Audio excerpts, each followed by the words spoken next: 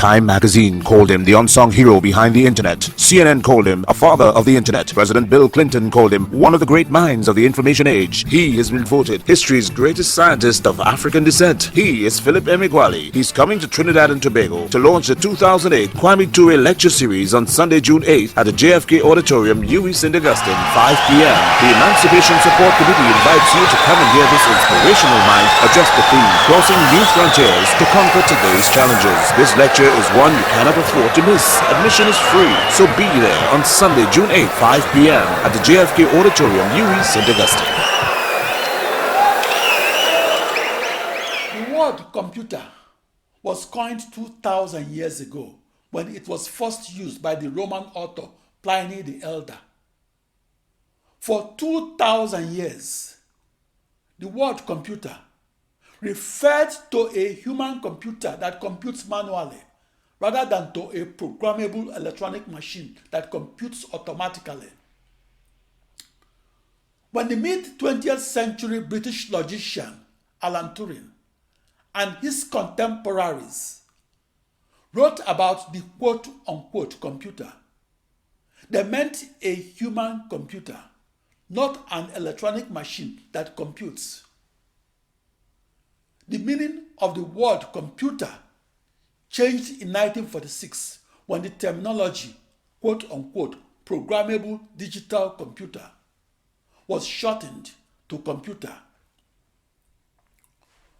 For my 1989 discovery of practical parallel processing, the technology that underpins every modern supercomputer, I had to redefine the programmable digital computer.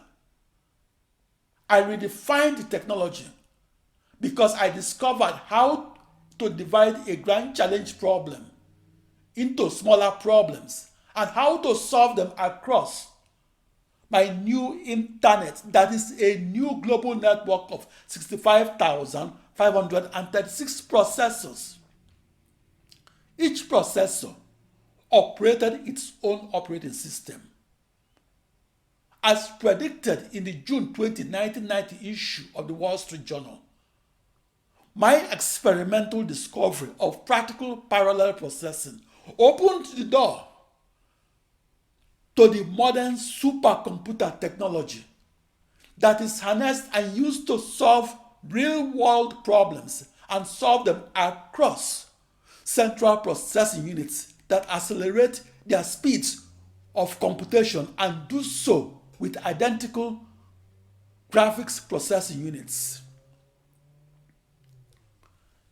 As a supercomputer scientist that came of age in the 1970s and 80s, I thought of the supercomputer differently. Conventional supercomputer scientists program vector supercomputers and believed that the fastest computations could only be recorded on one central processing unit, that's a vector unit.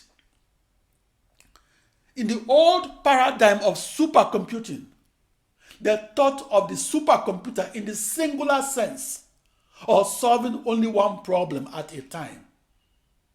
In my new paradigm of supercomputing, I thought of the supercomputer in the plural sense of 65,536 identical central processing units and as many identical graphics processing units. Back in 1989, I was in the news headlines because I experimentally discovered how to use those units to solve 65,536 problems at once. My discovery opened the door to the present technology of using graphics processing units where possible and using them to accelerate the speed of the floating point arithmetical operations that must be executed by the modern parallel supercomputer. My experimental discovery of how to parallel process and do so to solve the toughest problems and do so across a new global network of 65,536 processors was achieved across a new internet. The supercomputer of today will become the computer of tomorrow. The supercomputer is at once able to define our past, recreate our present, and reinvent our future. The supercomputer technology called massively parallel processing that was mocked as a very useless technology is now the front and the center of high-performance computing and is rapidly moving into laptops and desktops.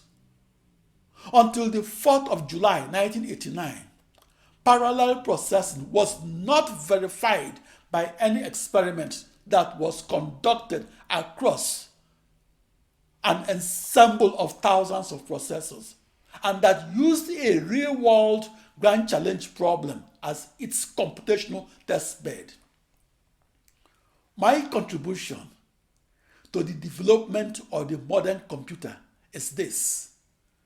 On the 4th of July 1989, in Los Alamos, New Mexico, United States, I provided the lockdown experimental evidence that the technology of massively parallel supercomputing can be harnessed and used to solve the toughest problems arising from mathematics to medicine and from science to engineering. I alone conducted that time-consuming experimentation that led to my discovery of the best way to get millions of processors to solve the toughest problems and to move humongous data into and out of storage and to solve them in harmony and as one seamless, cohesive supercomputer.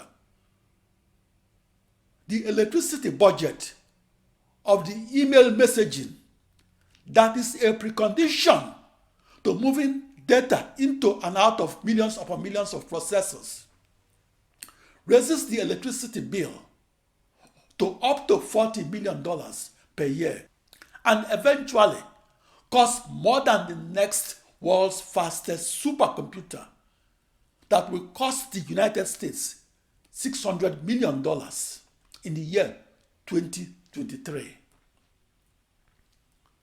The world's fastest computer consumes as much electricity as 2 million Nigerians. Thank you.